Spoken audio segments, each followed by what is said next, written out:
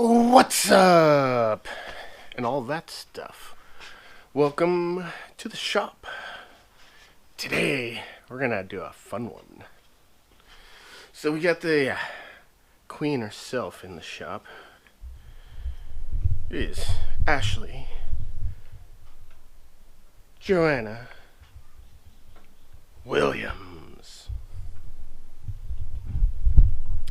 Extra points to the person that that gets that. So Ash is my main bike. It is my dirt trail and my highway tourer. It is the antithesis of an adventure bike. I've yet to find a bike that is as perfect as this one is. It has enough power to melt your face, yet it's got enough of a delicate side to easily thread the needle through traffic in Southern California. It is just my overall perfect bike.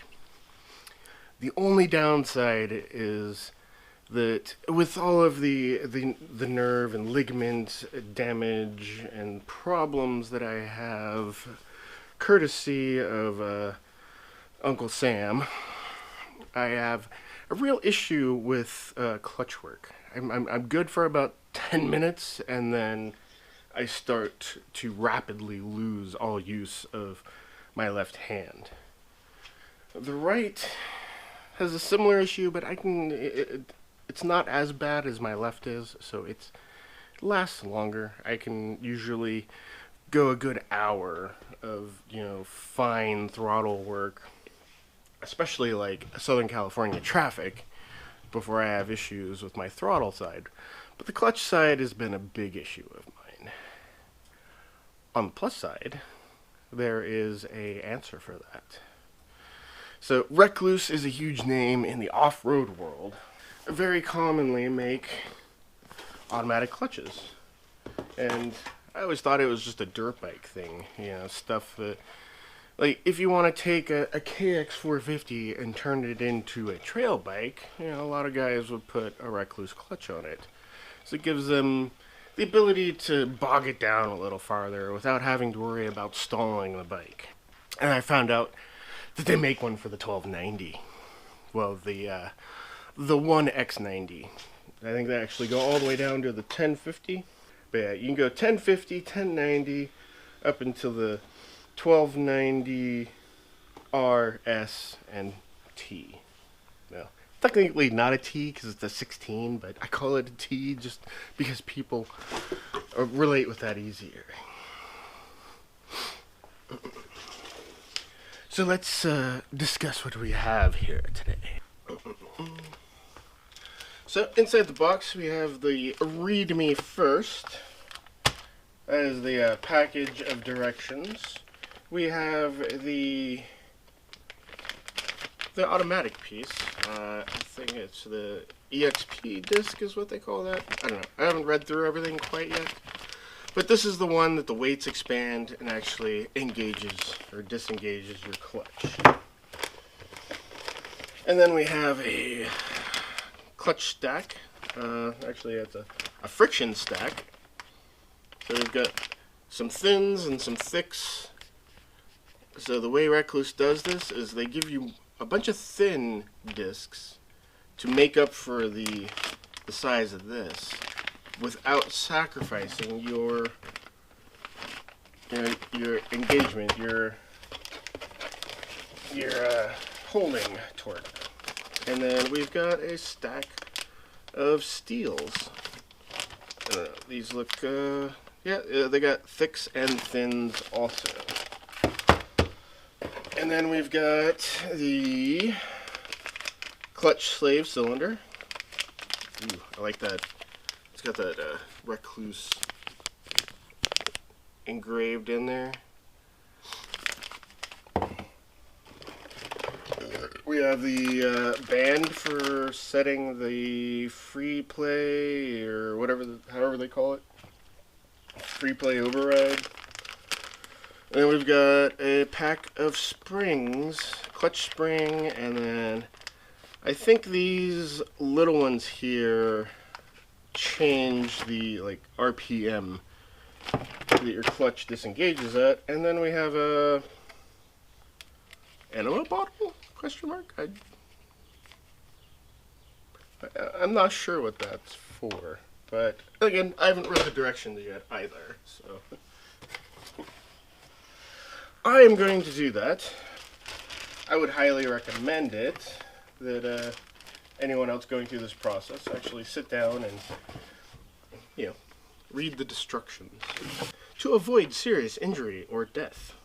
To avoid serious injury or death. Improper installation, service, or maintenance of this product can cause death. What am I getting myself into? Holy wow. Yeah, two full pages of warnings and safety information. So I'm going to sit down, I'm going to give this a read through, and then I'm going to be doing, so you don't have to like drain your oil to do this. You could just lay it on its side and then change it out that way. I know that they do that on the dirt bikes. I think some people may not want to lay their Super Adventure on its side. I do often, especially off-road, because sometimes you just can't put it on the kickstand because, you know, you're in freaking mud or snow, or you can't see the ground, or it's just too steep. I lay my bike on its side all the time, as is evident by the see here, it's actually starting to wear through the paracord on the engine bars. It's also why the paracord is all, you know, as dirty as it is. So I'm going to start with removing the skid plate and draining the oil, because, you know, I waited until it was oil change time. Well, pretty close. I think I'm about 1,000 miles out from my usual oil change. But I also change my oil right at the beginning of spring anyways, because it's nice to just get a fresh start. So let's do that. Let's get the skid plate off and the oil drained.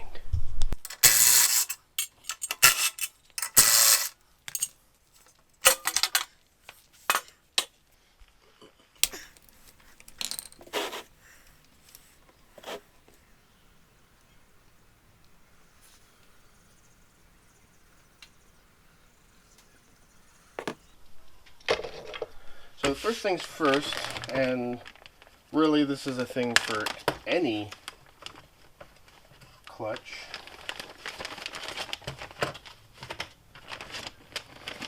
Whether it's a big adventure bike here or tomorrow I'm doing the clutch on the CRF. That's getting replaced. One thing you always want to do is soak your clutch discs in oil. And they recommend 5-10 minutes. Really, just that's kind of a minimum, I guess. Yeah. If it's at least that long. This one's a little more difficult because it's pretty thick. Oh. Is my bag leaking? No, the bag's leaking. Well, I was talking about my bench was looking a little dry and crusty, so there we go. Let's get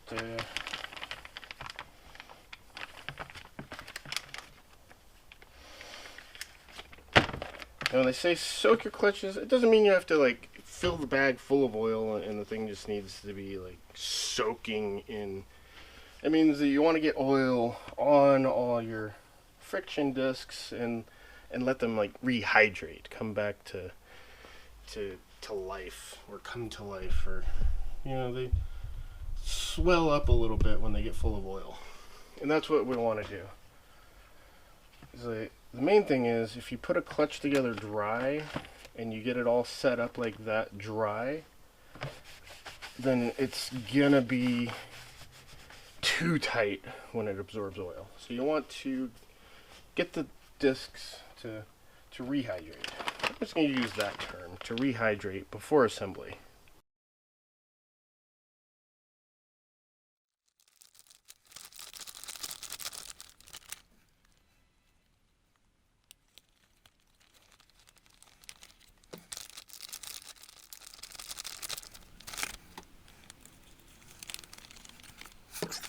Note to self, don't use the shipping bag to do this, because it's got more plot holes than a Star Wars movie. Alright, we're going to set that aside. Okie dokie, let's get down to work, shall we?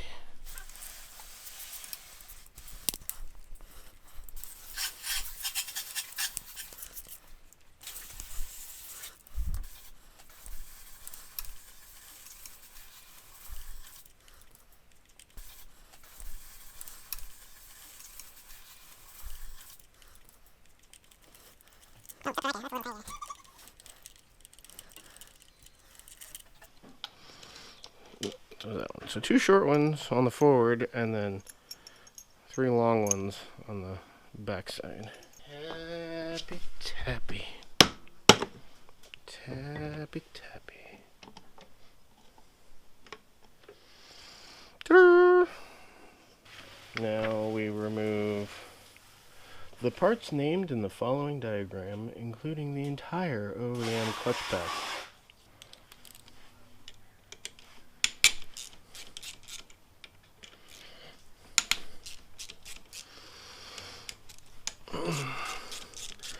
It's interesting that there's only 3. I can't say I've ever been into a clutch with only 3.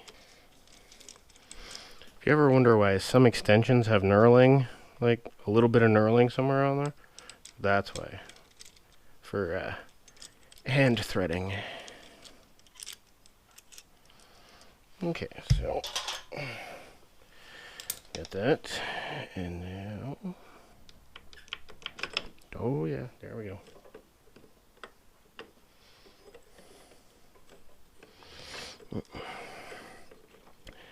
That brake pedal is gonna be a bit of a pain in the ass. I was thinking I should probably get that out of there. Well, let's see what'll be easier.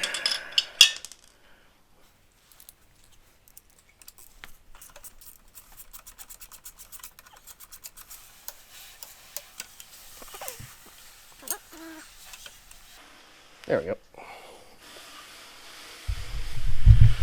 So all I did was remove the bolt from the master cylinder, and then I popped the spring off of the perch there, and then the brake pedal just fell down. Out of the way. Easy peasy.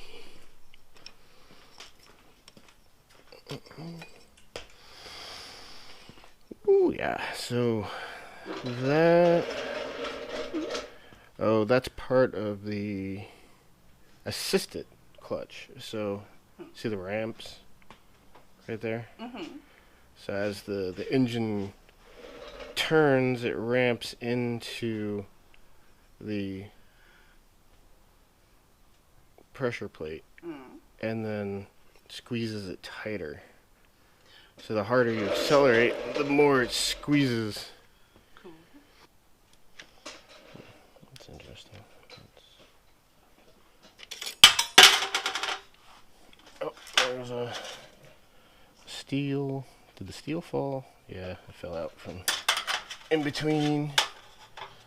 So I don't know. I'm gonna need to get some picks.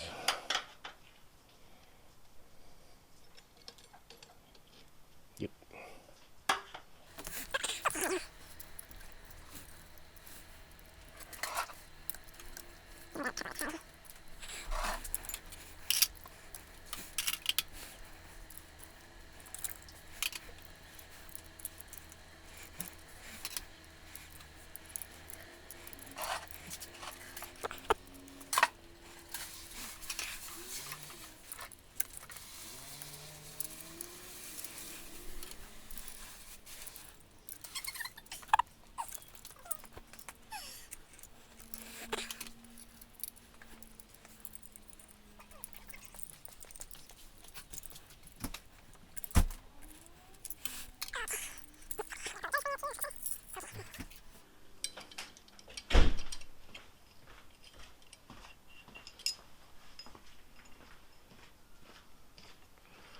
Alright, I think that's everything. So down here at the bottom it says it is optional to leave the judder spring and spring seat inside the clutch. So we didn't actually have to pull these out.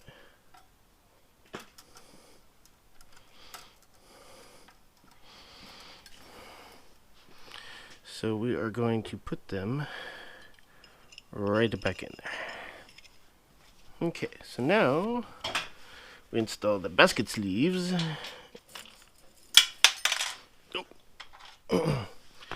So they got these tabs. Those are going to go in towards the center of the clutch. And there's 12 of these. One,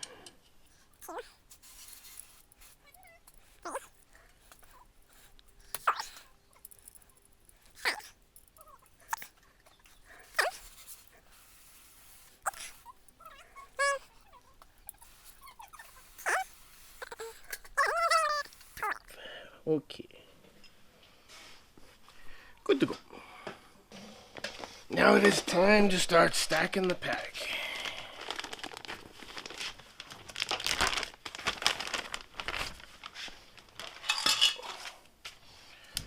Okay, so we've got 3 thick steels and 1, 2, 3, 4, 5 thin steels. And then, so we're going to start with a thick friction and a thick steel. So grab it out of our bag, all ooey gooey and covered in oil, and then slide that in there like that. And then a thick steel.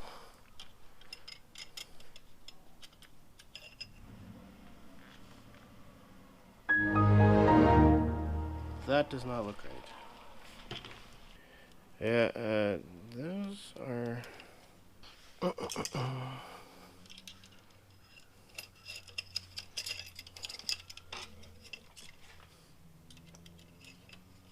Oh, well. I think I got one wrong.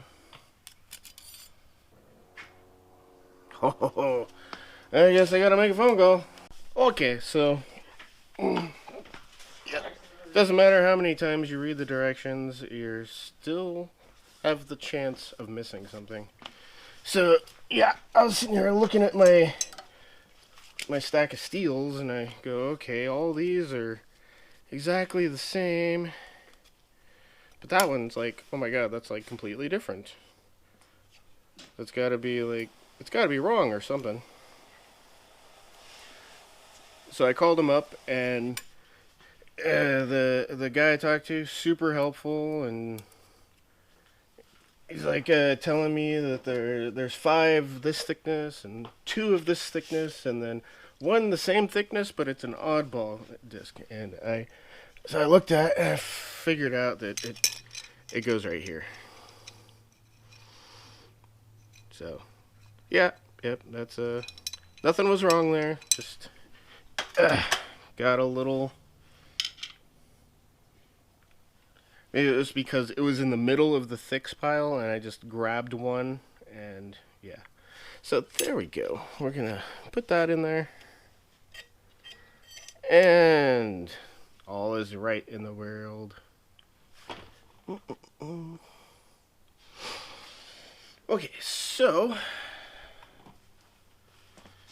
when installing the clutch pack, be sure to align the notched tabs. So this is my notched tab hole. Okay, so this is my notched tab hole. I am going to put a Sharpie mark right there.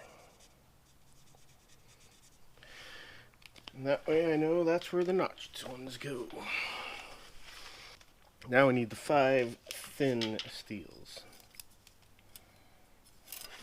So 1, 2, 3, 4, 5. 5 thins. And now, starting with a friction, we are gonna build the pack. Okay, so now they're all like that. We're gonna start putting these in there. So make sure our notch is there.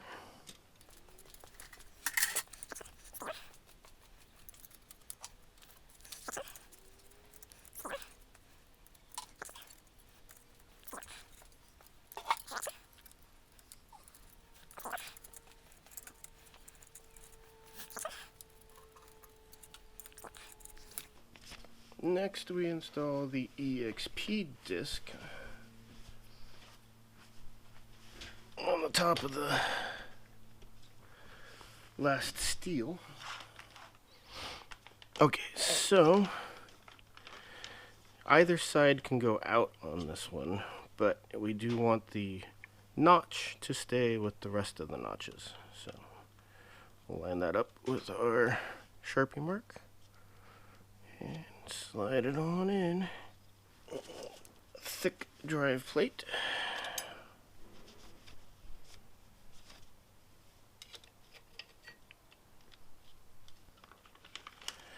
And then thick friction.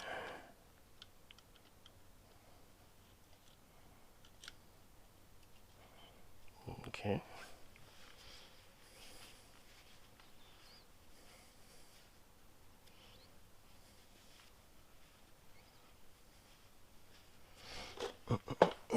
So now, on the pressure plate, we're going to put the last friction disc right there.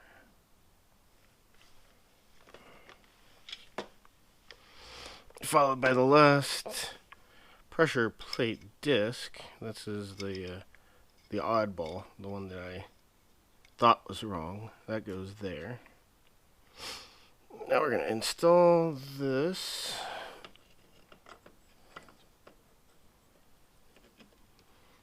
Line up the notches.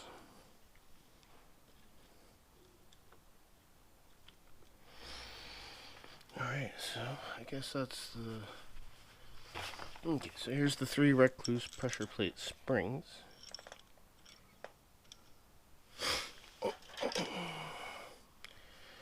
I guess we just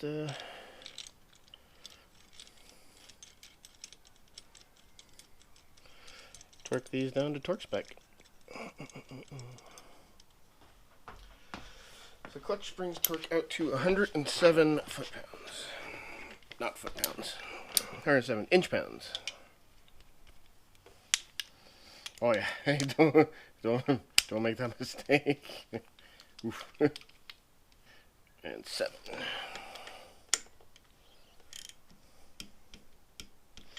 So normally I would say go in like a star pattern, but there's only 3 of them, so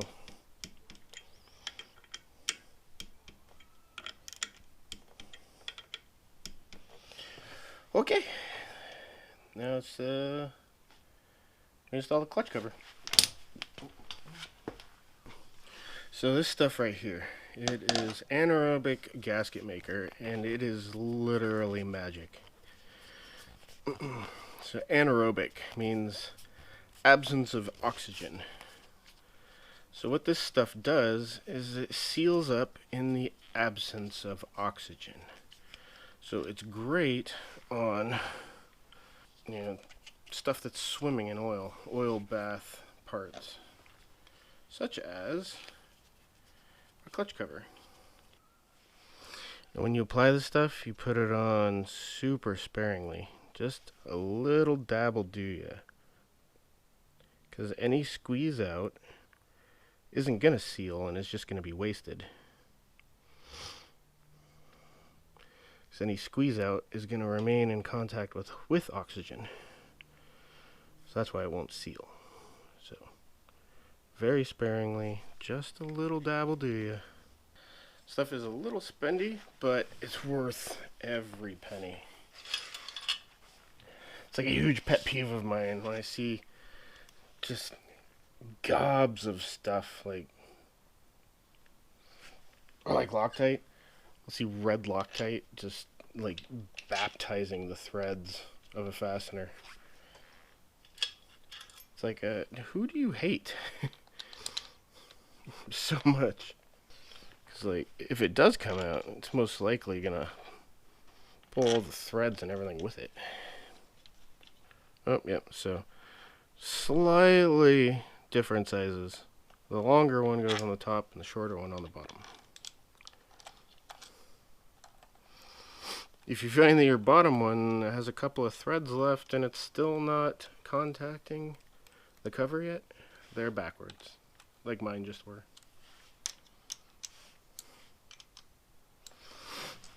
Okay, clutch cover is 89-inch.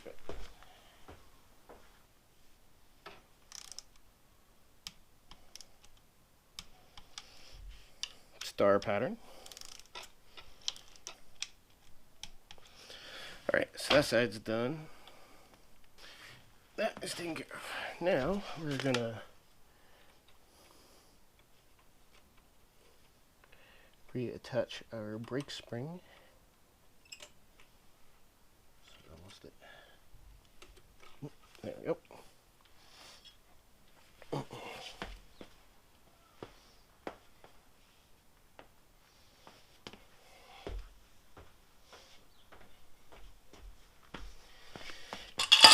And then we're gonna give this just a hair of red.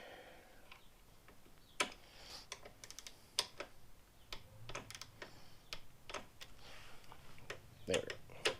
And that's done. Alrighty. Oh man, that is quite the clutch stack on that thing. Look at that. That is quite the clutch stack. Okay, we're getting down to the final leg of our journey. We've got the slave cylinder for the clutch. So in that pack, we've got the slave cylinder, 2 copper sealing washers. Now there's also this kit, which is brown seals and some grease. So if your bike uses mineral oil, you need to switch the seals in the slave cylinder over. Mine does not. Mine uses brake fluid, so we'll just use the seals that it came pre-installed with. So, one thing to note is it comes with a ball bearing in there. It's kind of held in with a dollop of grease. You want to make sure that doesn't come up missing at any point during the operation. So we're going to start with a fresh bottle of .4.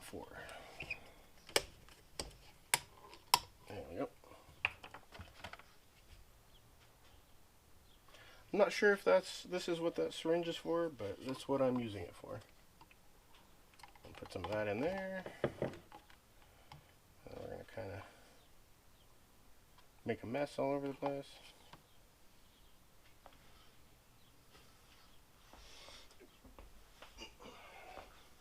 Okay. And we're going to squeeze just a little bit.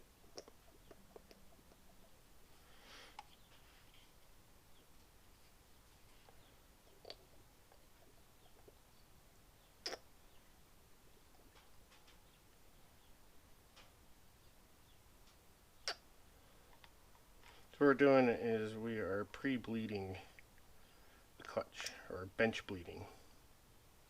So what I'll do is I'll give it a squeeze, and I'll hold it there, and then I'll add as I'm releasing. And you'll get to that point where no more air comes out, and you're ready to start the install. Okay, so we are going to start by cracking our line here. And here comes the drippy drips.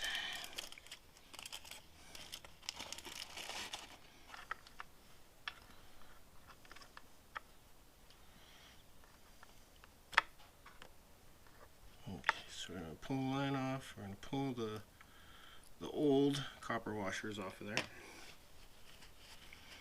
Now we remove. Now we remove the sleeve.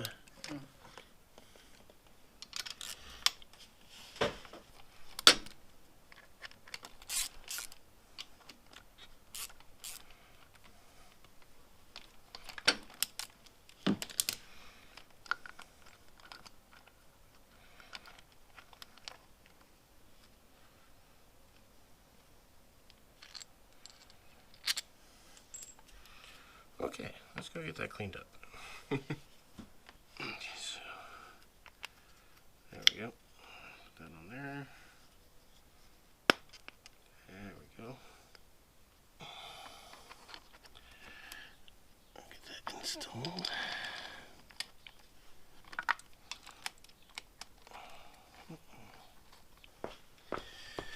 And turkey. Tap, tap, tap.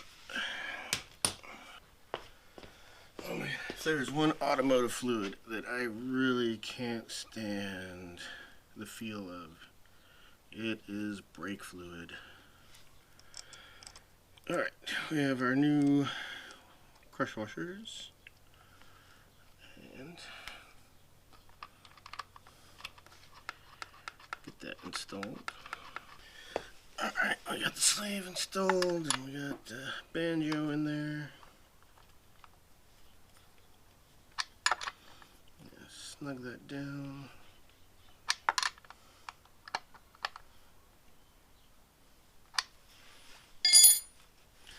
There we go. Now we got our... Alrighty, now we are gonna...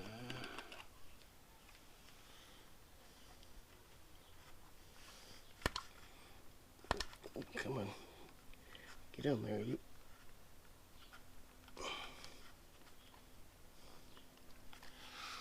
Okay, now.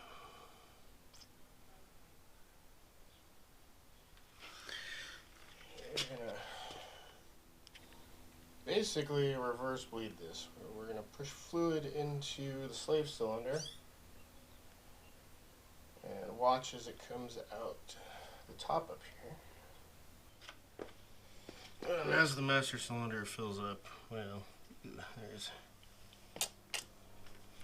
We're going to suck the fluid out of there. There we go. It's getting a little bitter.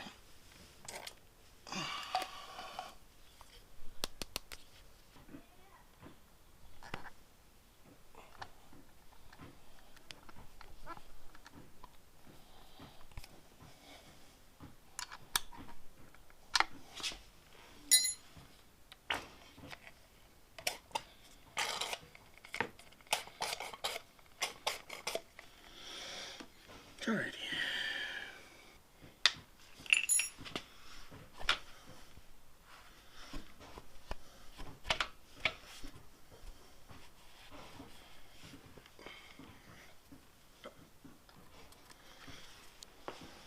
Alright, now I gotta fill the engine with oil.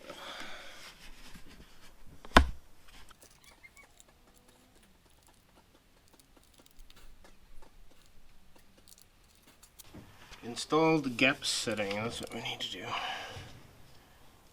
Okay. Turn the adjuster screw clockwise.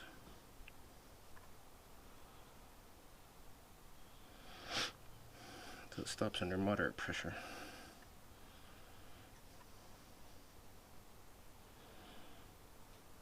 That's right there. Okay, now turn it one full turn clockwise. So start straight up and then there. Okay, so at this point we are working on the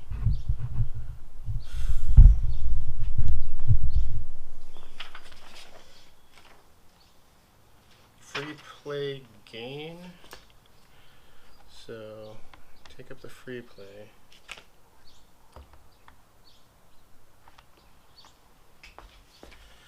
So we're going to take this guy and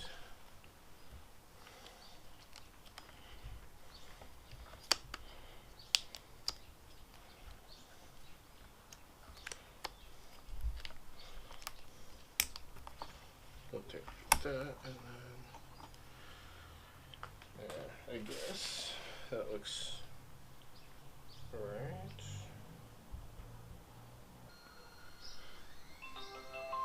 Bike in idle, at idle, in neutral.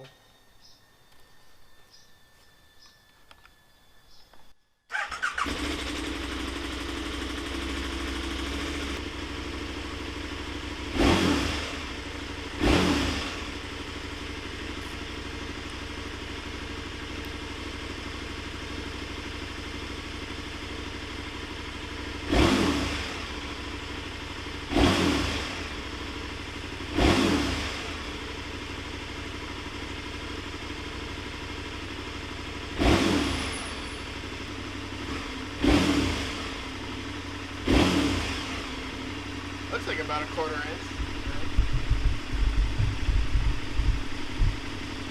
What do you guys think?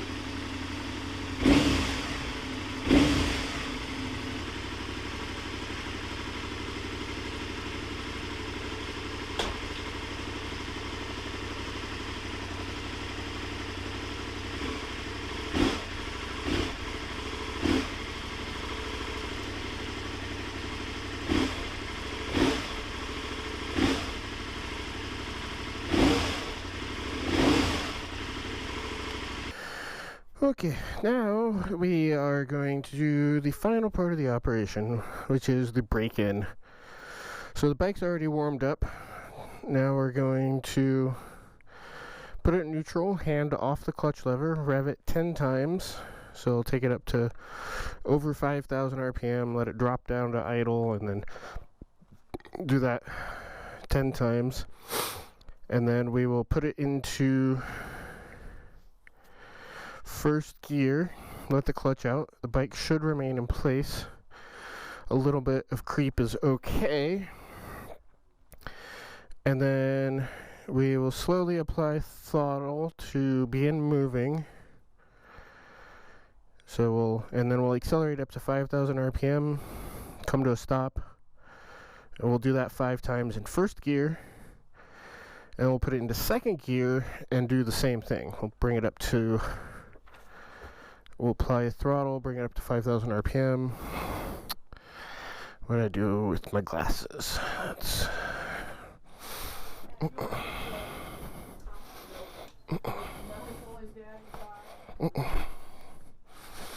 okay, here we go.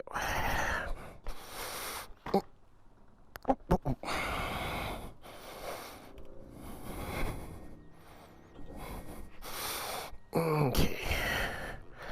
Not legal. Yep, I know. Okay. Start it up. So, neutral, hand off the clutch. 1, 10. Okay. Well, we are in first gear, off the clutch. Now the bike's not going anywhere, so slowly apply throttle, and it's moving. Okay, let's take it out here.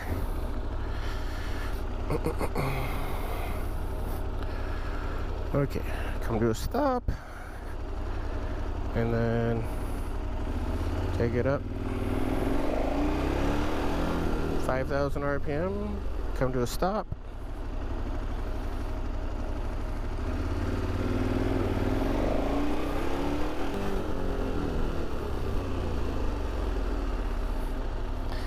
And that's 5. So let's turn around.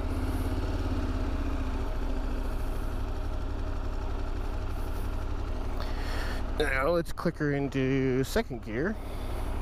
Hopefully it don't go too fast.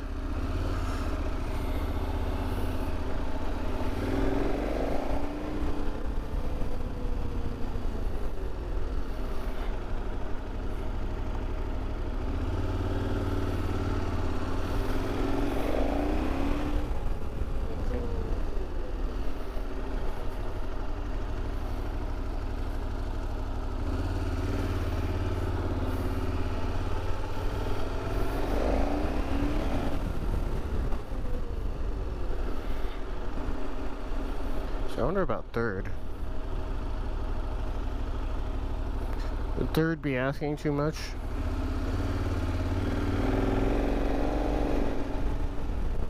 It'll do it. Still got compression braking. That's gonna be so nice.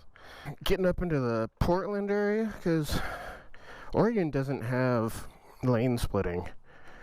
So you get up there and the traffic in Portland can be just as bad as SoCal at times. I remember it took us 5 hours to go half a mile, 3/4 of a mile, something like that. It was ridiculous. And filtering is not legal in Oregon. Filtering or splitting or anything like that. So it's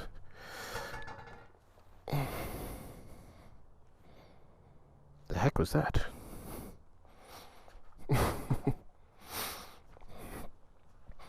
Sounded like a pipe.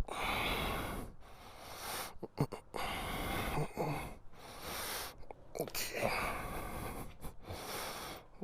You go back where you're supposed to go.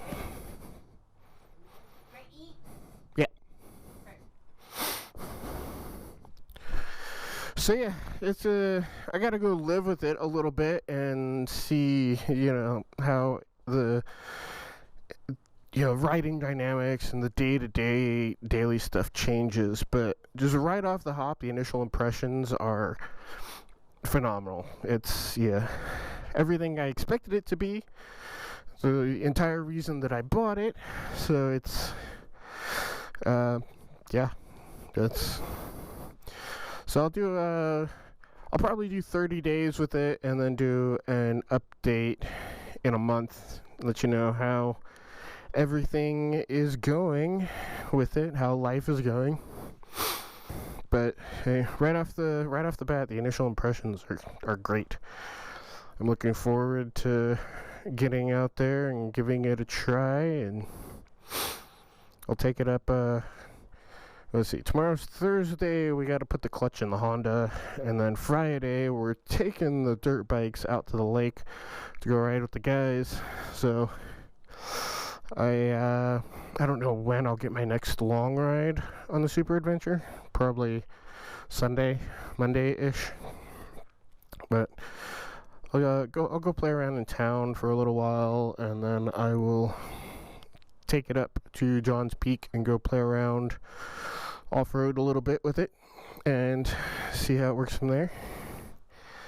And just watch this space for updates. I'll let you know how it goes, how I like it. Till then, the deal. Stay safe, have fun. Till next time.